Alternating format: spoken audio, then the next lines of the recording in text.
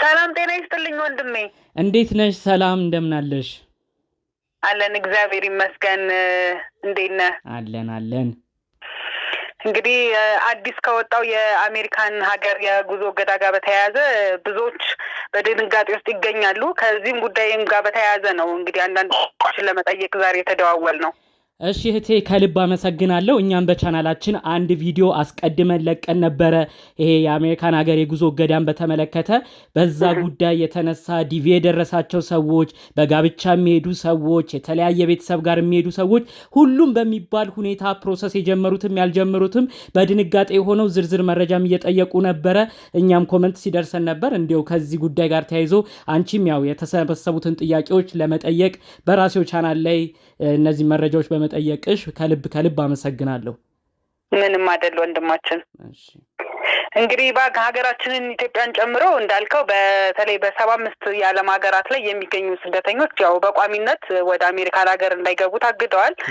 ይህም ብዙ ኢትዮጵያውያኖችን በተለይም ደግሞ ፕሮሰስ ላይ የሚገኙ እንዲሁም ፕሮሰስ ለመጀመር ኢቨን ያሰቡ ሰዎች ላይ ያው ከባድ ራስ ምታት እንደሆነ ይታወቃል። እንግዲህ ከዚህ ጉዳይ ጋር በተያያዘ ያሉት ሁኔታዎች ምንድን ናቸው?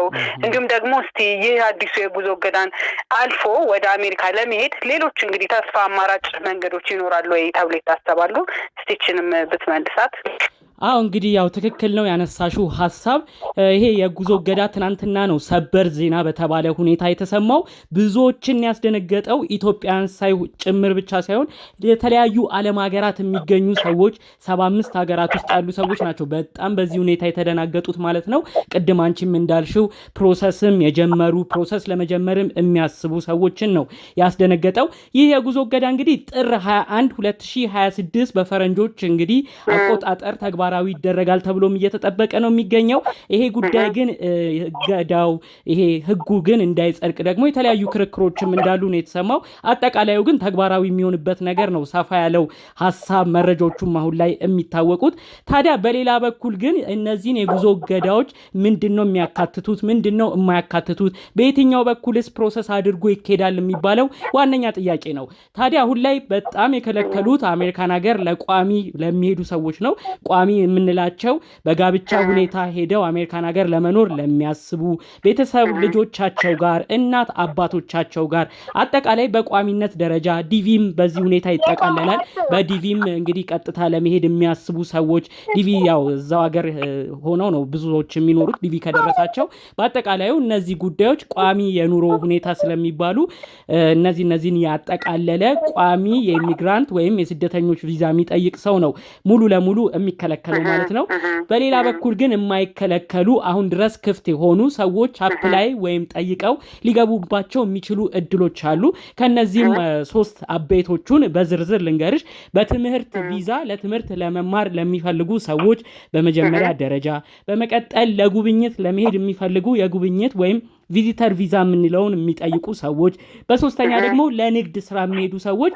እነዚህ ሶስቱ የቪዛ አይነቶች አሁን ድረስ በአሜሪካን ሀገር እገዳ አልተጣለባቸውም። ይህንን የቪዛ ሁኔታ የሚያሟላ ቪዛም የሚሰጠው ኢንተርቪውም የሚያልፍ ሰው ወደ አሜሪካን ሀገር ማቅናት ይችላል ማለት ነው። በአጠቃላዩ ያው የቋሚ የቪዛ አይነት ነው አሁን እገዳው የተሰማሁት። በጣም እናመሰግናለን ወንድማችን። ምናልባት የመጨረሻ ጥያቄ እንደው እንግዲህ ከዚህ ጋር ተያይዞ ሀገራችን ኢትዮጵያን ጨምሮ ያው 75 የዓለም ሀገራት ናቸው የታገዱት እና በምን አይነት መስፈርት ነው የጉዞ እገዳ እንዲጣልባቸው የሆኑት እነዚህ ሀገራት? እንዲሁም ደግሞ እስቲ ይህን የተጣለብንን የጉዞ እገዳ የሚሻርበት እንደው እድሎች ይኖሩ ከሆነ እስቲ እነዚህ ላይ ሀሳብ ሰጥተን ማጠቃለል እንችላለን። እንግዲህ ያው እህቴ በጣም ጥሩ ጥያቄ ነው ያነሳሽልኝ። ሀገራችን ኢትዮጵያ እንዴት በዚህን ያህል ደረጃ ተፈረጀች፣ እንዴት የጉዞ እገዳ ተጣለባት የሚለው ብዙዎች ሲጠይቁት የነበረው ጉዳይ ነው። እንግዲህ አንድ ጥናት ሲካሄድ ነበር በአሜሪካን ሀገር መንግስት። ይኸውም እንግዲህ ዶናልድ ትራምፕ ነው ይህንን ጥናት እንዳስጠኑ መረጃዎቹም ሲሰሙ የነበረው ማለት ነው። ይህ ጥናት ከ15 ቀን እንዲህ ከ3 ሳምንት በፊት ይመስለኛል ይህ ጥናት ይፋ ሆኖ ተገልጾ ነበር። ጥናቱ በይበልጥ የሚያተኩረው ዌልፌር የተባለ ጉዳይ ነው። ዌልፌር ማለት እንግዲህ አንድ ሰው አሜሪካን ሀገር በሚኖርበት ጊዜ ከአሜሪካን ሀገር መንግስት ድጋፍ የገንዘብ ድጋፍ እየተሰጠው በሚኖርበት ጊዜ ዌልፌር ተብሎ ይጠራል። ያ ድጋፍ አይነቶችም ብዙ አይነት አሉ። የጤና ድጋፍ ሊሆን ይችላል፣ ምግብ ድጋፍ ሊሆን ይችላል፣ የመኖሪያ ቤት ድጋፍ ሊሆን ይችላል። አጠቃላይ አንድ ግለሰብ ከመንግስት የተለያዩ ድጎማዎች እያገኘ ሲኖር ዌልፌር ሲስተም ነው የሚባለው። ታዲያ እንግዲህ ይህንን የዌልፌር ሲስተም ዶናልድ ትራምፕ አስጠንተዋል። ያስጠኑት ደግሞ ከተለያዩ ዓለም ሀገራት የሚሄዱ ህዝቦች ከየሀገሮቹ የቱ ነው ብዙ ዌልፌር የሚወስደው፣ ከየትኛው ሀገር የሚመጣ ዜጋ ነው ብዙ ድጎማ እየተደጎመ የሚኖረው፣ ብዙ የአሜሪካን ሀገር ሸክም የሆነው ከየትኛው ሀገር የመጣው ዜጋ ነው የሚባለውን ጥናት ነው በደንብ ያስጠኑት። ጥናት እንግዲህ በዝርዝር እንዲገባ ለሰውም በደንብ እንዲረዳው እንግዲህ በጥናቱ መሰረት ትንሽ ጠቆም አድርጌ ልንገርሽ። ይህ ጥናት ተጠንቶ እንግዲህ ቡታን ከሚባል ሀገር ወደ 80% የሚሆኑ ዜጎች የቡታን ዜግነት ያላቸው አሜሪካን ሀገር የሚኖሩት በአሜሪካን ሀገር መንግስት ድጋፍ ነው። በመቀጠል ከየመን የሚመጡ ወደ 75% የሚሆኑ የየመን ዜግነት ያላቸው ግለሰቦች አሜሪካን ሀገር ሲኖሩ ከአሜሪካን ሀገር ድጎማ የተሰጠ ነው የሚኖሩት። በመቀጠል ሱማሌ እያለ ወደ ታች እንደዚህ ይወርዳል። አሁን እነዚህ የጠራውልሽ በከባድ ሁኔታ ከዛ ሀገር የሚመጡ ሰዎች በአብዛኛው ደረጃ በሚባል ሁኔታ በአሜሪካን ሀገር መንግስት እየተደገፉ ነው የሚኖረው። ታዲያ ይህ ጉዳይ ነው አሜሪካኖችን ራስ ምታት የሆነባቸው። ከተለያዩ ሀገር እየሄዱ አሜሪካን ሀገር ደግሞ ድጋሜ ድጋፍ እየተደረገላቸው በአሜሪካን ሀገር መንግስት እየተደጎሙ መኖራቸው ነው እንግዲህ አሜሪካን ሀገር ይህን ጉዳይ ይህንን የጉዞ ነገር ጠበቅ እንዲያረጉ እያረጋቸው የመጣው። ታዲያ ከዚህ ጉዳይ ጋር በተያያዘ ሀገራችን ኢትዮጵያ እንዲሁም ጎረቤት ሀገር ኤርትራን የተመለከተ ጥናትም በዚሁ ሁኔታ ተጠንቶ ነበር። ከኤርትራ እንግዲህ ከ50% በላይ የሚሆን ዜጎቿ እዛ አሜሪካን ሀገር ሲኖሩ በተለያዩ ድጋፎች ነው ከአሜሪካን ሀገር ድጋፍ እያገኙ የሚኖሩት። ይህም እንግዲህ ቁጥሩ በጣም ከፍ ያለ ነው፣ ከ50% በላይ መሆኑ። ሀገራችን ኢትዮጵያ ደግሞ ከ50% በታች ቢሆንም ከአሜሪካን ሀገር የሚኖሩ ኢትዮጵያኖች ቁጥር 47 በመቶ የሚሆኑት በአሜሪካን ሀገር ድጋፍ ወይም ዌልፌር ባልኩት በሱ ነው የሚኖሩት። ታዲያ ይህ ቁጥሩ ከፍ ያለ ነው 47% ማለት። ታዲያ እነዚህ ጥናቶች ተደማምረው ነው ከየትኛው ሀገር የሚሄድ ዜጋ ነው ለአሜሪካን ሀገር ሸክም እየሆነ ያለው፣ ከየትኛው ሀገር የሚመጣ ዜጋ ነው በአሜሪካን ሀገር መንግስት እየተደገፈ የሚኖረው የሚለውን ጥናት በደንብ በማጥናት ጉዳዩ ላይ በደንብ ጥብቅ የጉዞ እገዳ እንዲጥሉ እያረጋቸው የሚገኘው ይመስለኛል። ኬንያ በዚህ የጉዞ እገዳ ላይ ያለች አይመስለኝም። ይሄ የጉዞ እገዳም ያላካተታት ብለው ሰዎች ሲያብራሩ ይሄ የዌልፌር ጥናትንም ያነሱ ነበረ። ምክንያቱም ከኬንያ የሚሄዱ ወይም አሜሪካን ሀገር ከሚኖሩ የኬንያ ስደተኞች 28 በመቶ ብቻ ነው ከአሜሪካን ሀገር ድጋፍ እያገኙ እየኖሩ ያሉት። ይህ ቁጥሩ ደግሞ አነስ ያለ ነው ቅድም ከጠራሁላችሁ ፐርሰንቶች ወይም አሃዞች። ስለዚህም ነው እንግዲህ ኬንያ የጉዞ እገዳ ያልተጣለባት በማለት ጉዳዩን ሲተነትኑ የነበሩም ሰዎች አሉ።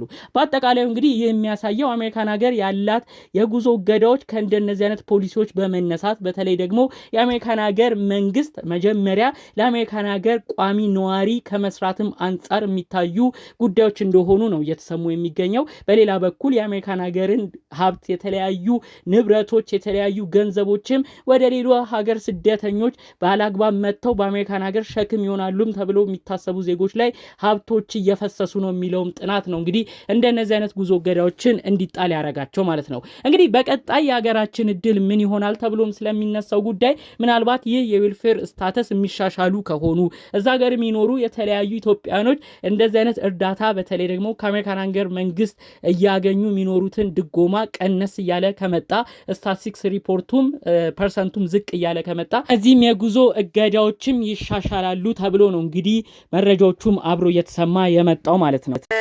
ስለሰጠህን ሀሳብ ምናልባት ቀረ የምትለው የመጨረሻ መልእክት ካለ እድሉን ልስጥና በዚሁ እንጨርስ። እሺ፣ ከልብ አመሰግናለሁ አንቺንም። ያው በስተመጨረሻ እኔ ልል የምፈልገው ከዚህ እገዳ ጋር በተያያዘ ወሳኝ ነጥብ ቅድምም ያላነሳው ተረሳ የምለው ነገር ምንድን ነው?